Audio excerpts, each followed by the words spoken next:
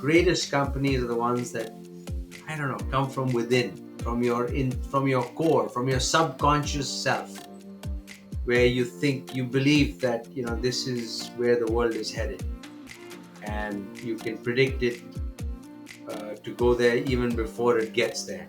I mean, example is Tesla. He saw a market.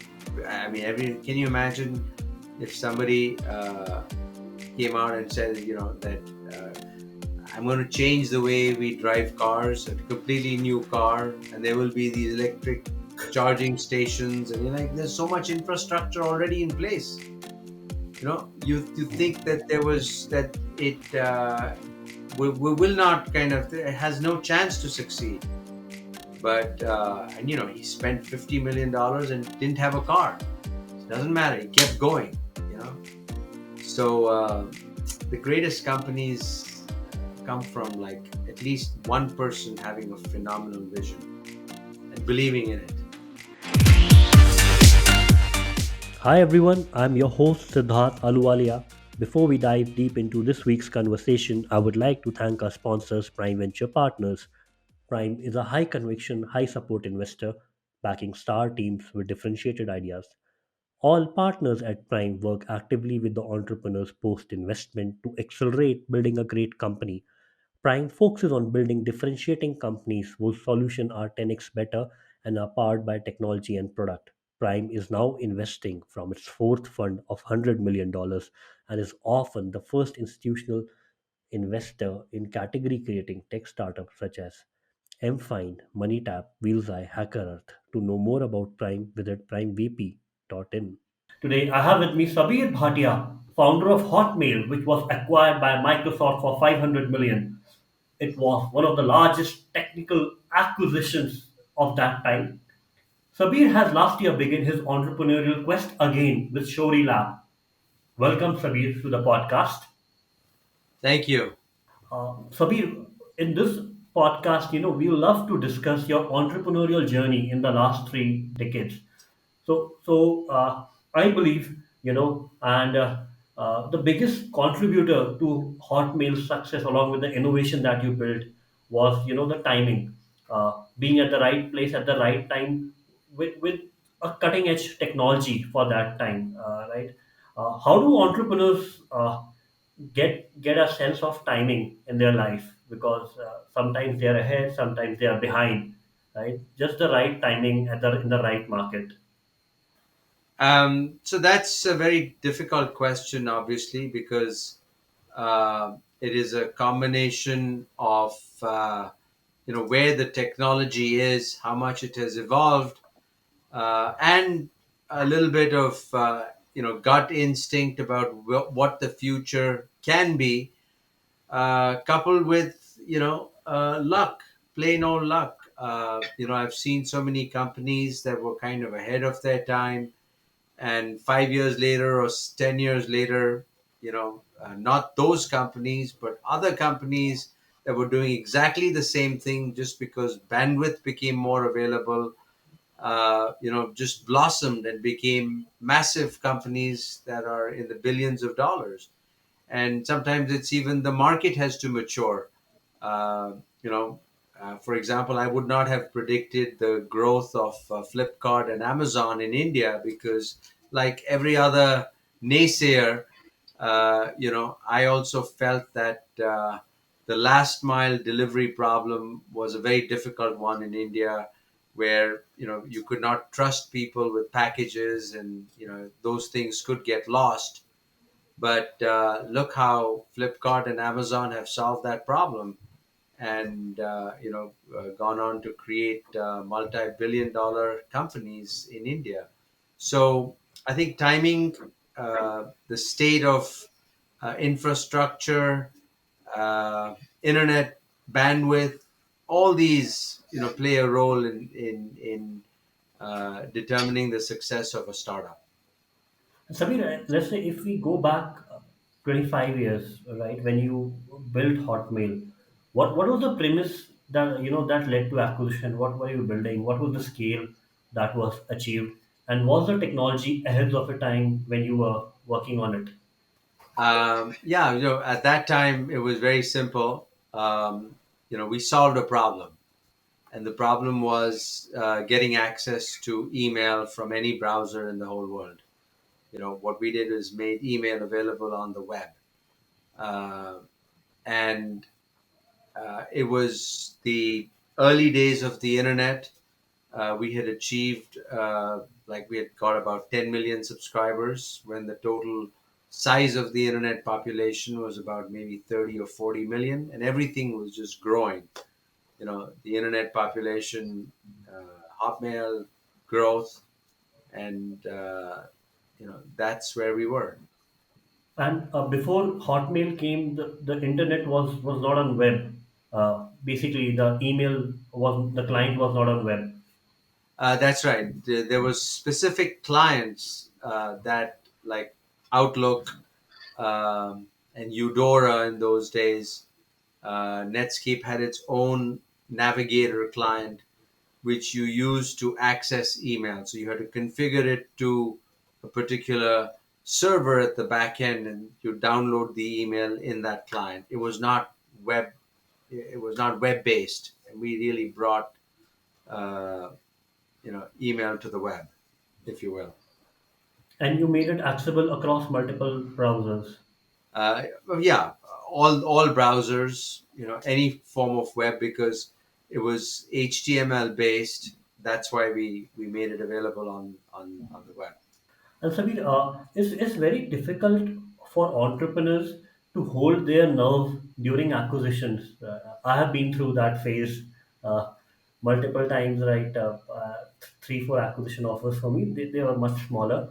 Uh, and in your case, when Microsoft and Bill Gates were in front of you, how were you able to hold your nerve and go through a successful $500 million acquisition, which was like very large for that time? I think in today's economy, that could somewhere be between $5 to $10 billion of that worth.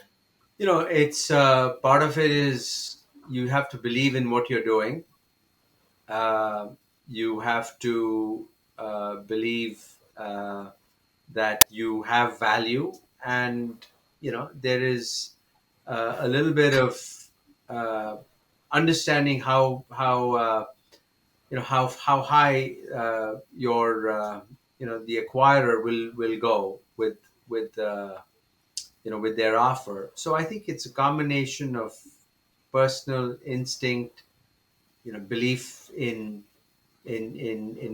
how big your user base is, and how much you're scaling, and how badly the person who's acquiring you wants what you're doing. So it's a combination of all of those. Today, of course, everything is much better established, because you have a baseline for acquisition where you know that there is a certain value per subscriber, whether that is $40 or $100 or $200, depends on how much data you have on the end subscriber.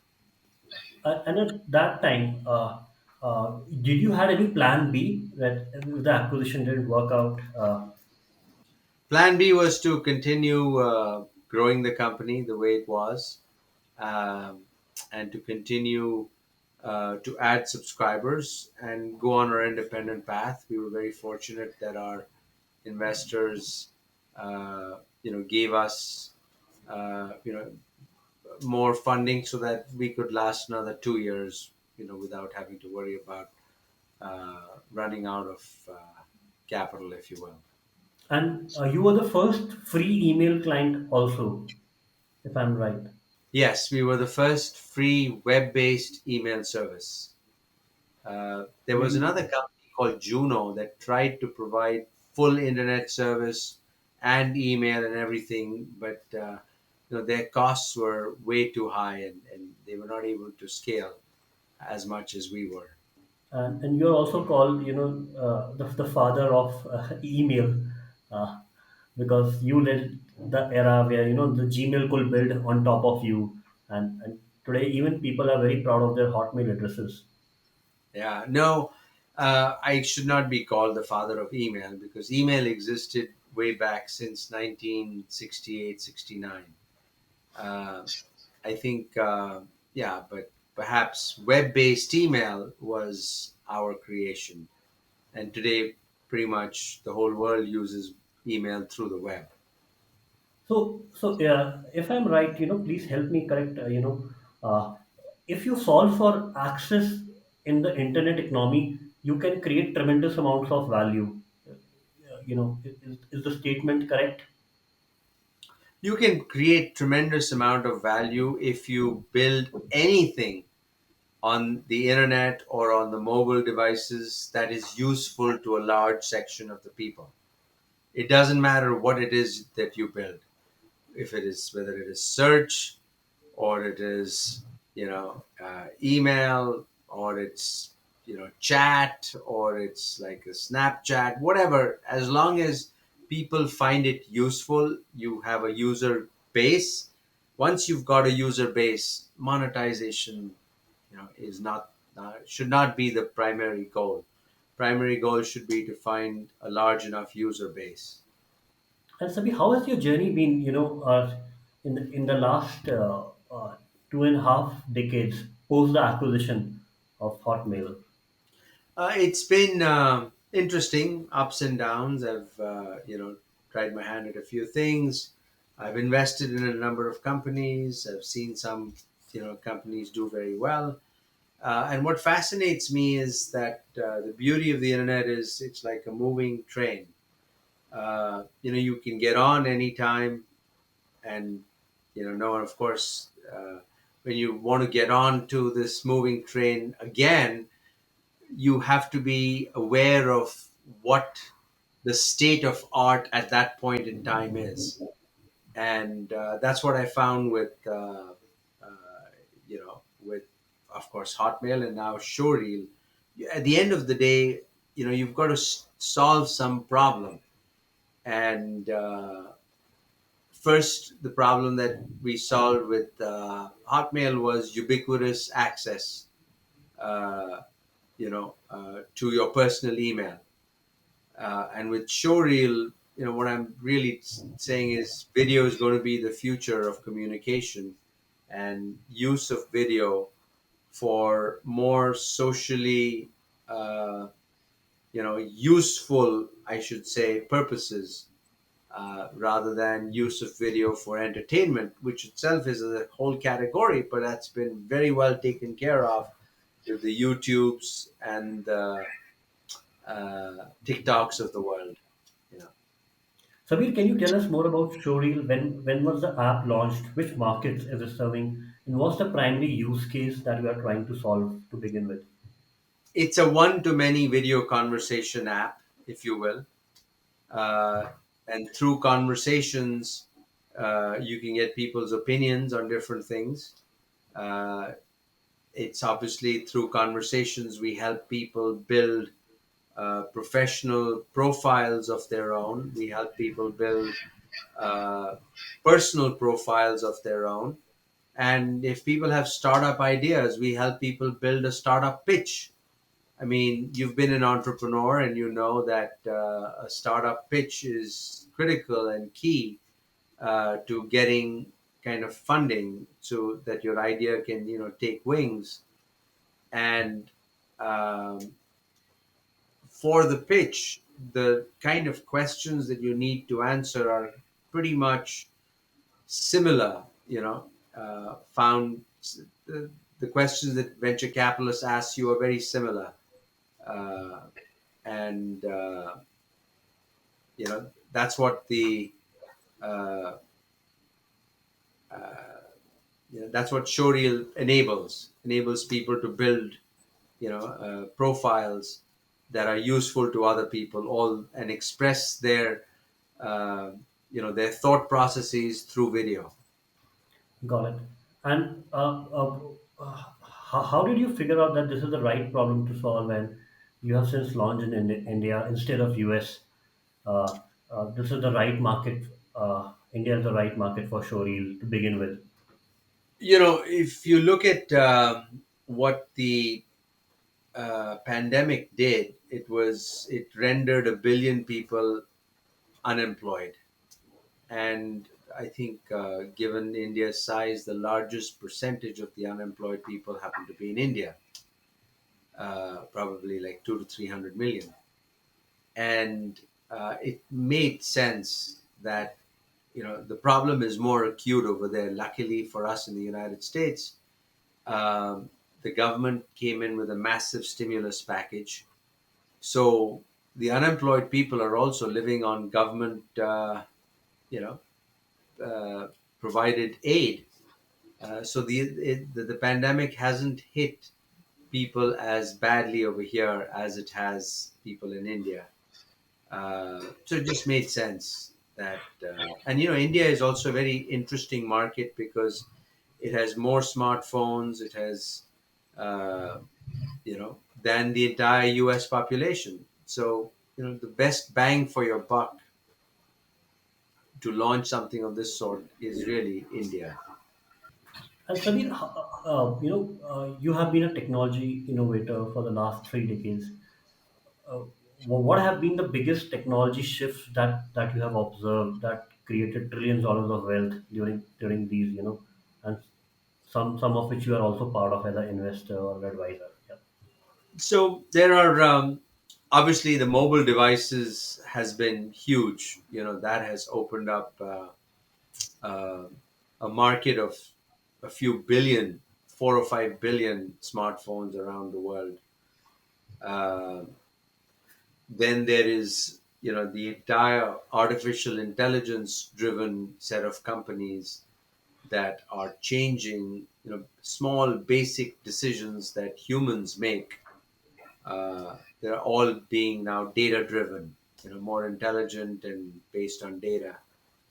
Um, I've obviously seen how the transportation industry has been completely upended by the likes of Uber, right? I mean, fantastic, simple idea, and yet just the whole industry is upside down.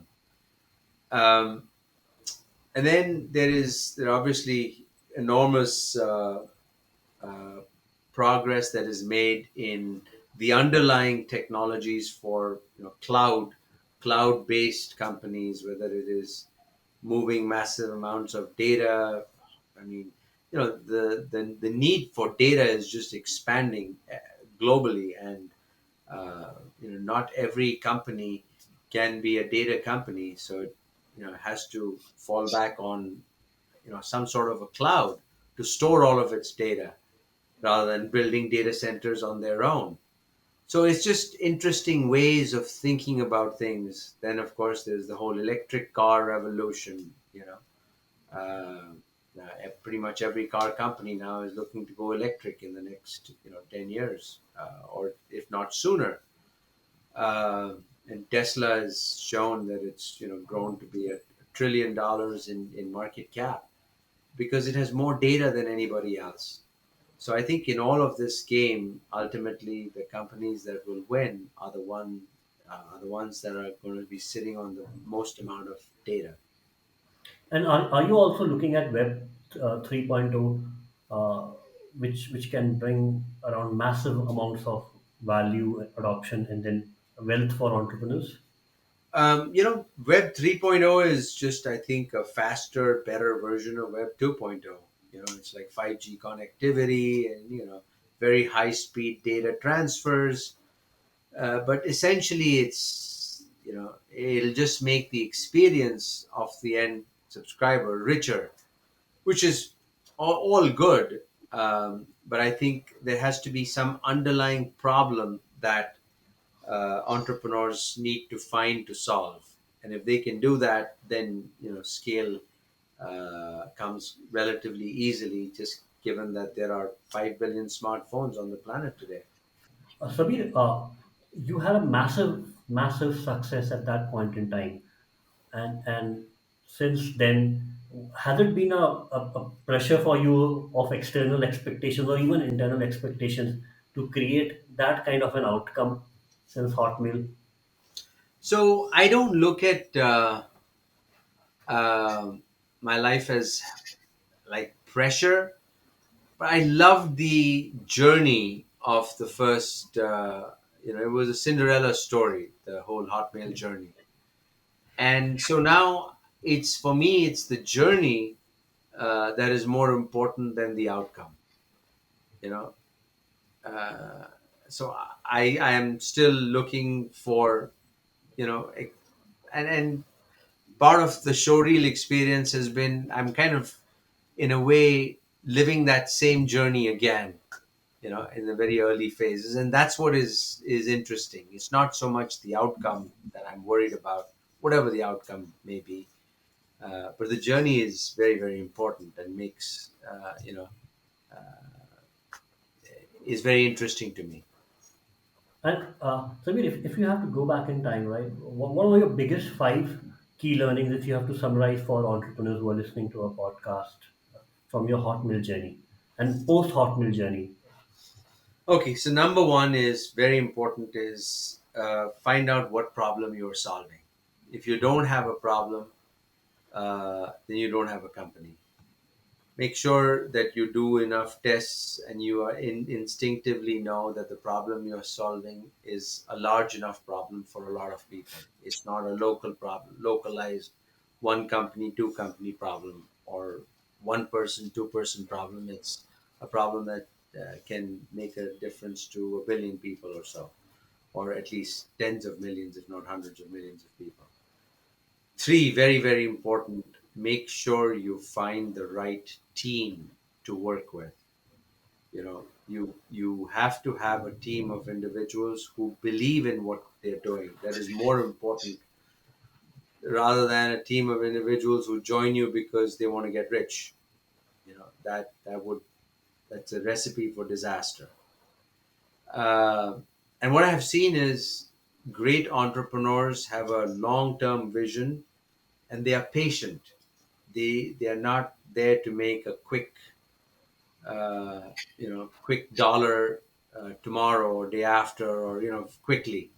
I mean, a great example is Jeff Bezos. For 17 years he kept uh, Amazon unprofitable, but had a vision that the harder the problem, the better off we are. If it needs building massive warehouses for distribution, let's do it. Let's solve the problem, because we're not solving the problem only for tomorrow, but we're solving the problem for 10 years down the road. And that kind of vision has enabled him to become the most valuable company on the planet. I mean, simply, I tip my hat off to him because he kept at it for decades, and that's the kind of vision you need in order to succeed in the long run.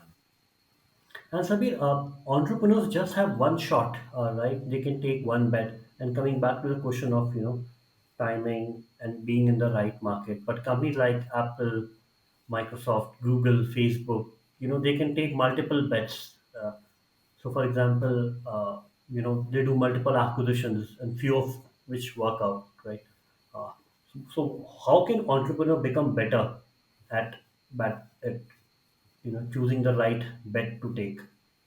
It's like I said, it's something inside of you has to click, and you have to see a vision. You know, I mean, the greatest companies are not the ones that kind of follow somebody else. Oh, it's been done in the US before. Let's just do it over here. Those are like copycat models. The greatest companies are the ones that, I don't know, come from within, from your core, from your subconscious self, where you believe that this is where the world is headed, and you can predict it to go there even before it gets there. I mean, example is Tesla. He saw a market.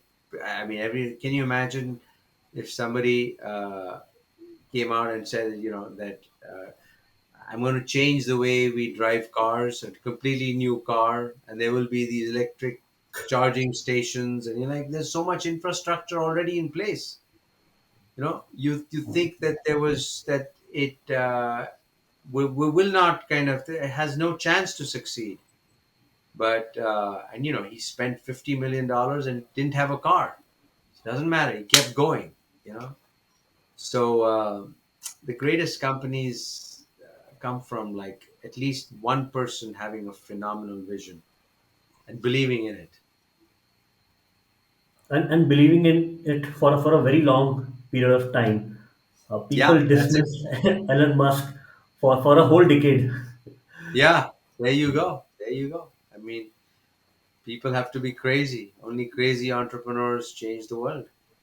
And in your journey post Hotmail, how did you kept your edge up and kept learning? You could have led a very comfortable life, maybe become a full time VC and just cut checks, right? But you kept on, your entrepreneurial spirit, pushing envelope every time. It's who I am. It's in my DNA.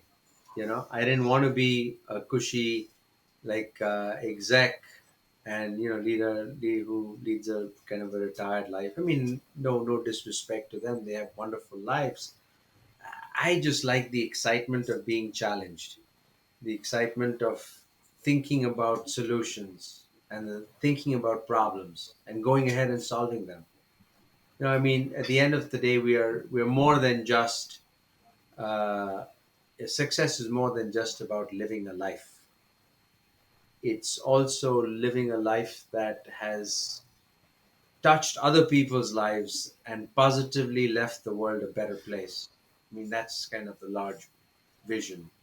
And some of us are lucky enough to get great ideas that just change the world, and others have ideas and that make an impact in a smaller way. But as long as you can make human life better for any number of people, I mean, that should be the driving motivation, uh, you know, to becoming an entrepreneur.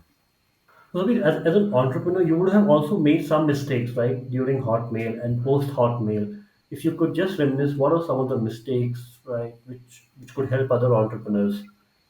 You see, every entrepreneur makes different mistakes. They're not all the same. For me, the mistakes were I didn't find the right people to work with. That was my number one mistake. I'm too trusting. I think everybody has the same reason for being with you that anybody else, that you have. That is to improve the lives of a lot of other people, and you figure out how to make money later on. Uh, so that was one huge mistake. Second is, test an idea out quickly to see if it will succeed or not. And you've got to keep making changes. Don't be wedded to one way of doing things. You got to keep making modifications as you go, because you're trying to uh, strike oil, but you don't know where oil is. So if you're digging in one row and you don't find oil, doesn't matter. Try something else. I think that ability to be flexible, which is there in startups, uh, is the reason why startups succeed. And always be listening. Don't just be wedded to your way of doing things. I think the greatest experience is that startup entrepreneurs have to be great listeners. Rather than finding a market for a solution, they have to go and ask the market and find a solution for the market. That's a great analogy, right? Rather than just being wedded to your well, an entrepreneur just keep digging that well, right? And that's one of the reasons of many graveyards of failed startups. Uh, your goal is to find oil and not to dig the same well. That's a wonderful analogy, Sabir. Exactly. Your goal is to find oil, and you, as long as you have your ears open and listen and be humble. I think one of the greatest things that entrepreneurship has taught me, is to be humble. That is, that keep listening. You will, if you keep trying, you will find the right problem to solve. And you may not get it at first try. You may not get it in your 10th try. But some of the greatest entrepreneurs, like Hershey's, he tried making different forms of chocolate. You know, chocolate was there for before he came, but he identified that that shape of that Hershey, that teardrop chocolate, was his winning success. You know, reason behind his success, and that's what launched him as a company and as a brand. So, uh, you know, as with so many other great entrepreneurs, they keep. I mean, you got to keep trying and keep modifying what you're doing till you hit upon just the right model. Thank you so much, Sabir. It's been wonderful to have you. It's a fanboy moment for me to host you on the podcast.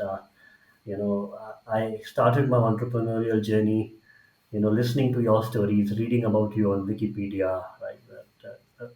You studied in BIS Pilani, then you went to US. So it's not that you were in US, you were given a silver spoon, and that's how you started. It's a fantastic inspiration, your journey to entrepreneurs. In my generation, and I wish Showreel creates a similar kind of impact or even larger than Hotmail created. Thank you. Thank you for your very kind words. Good luck to you and good luck to everybody.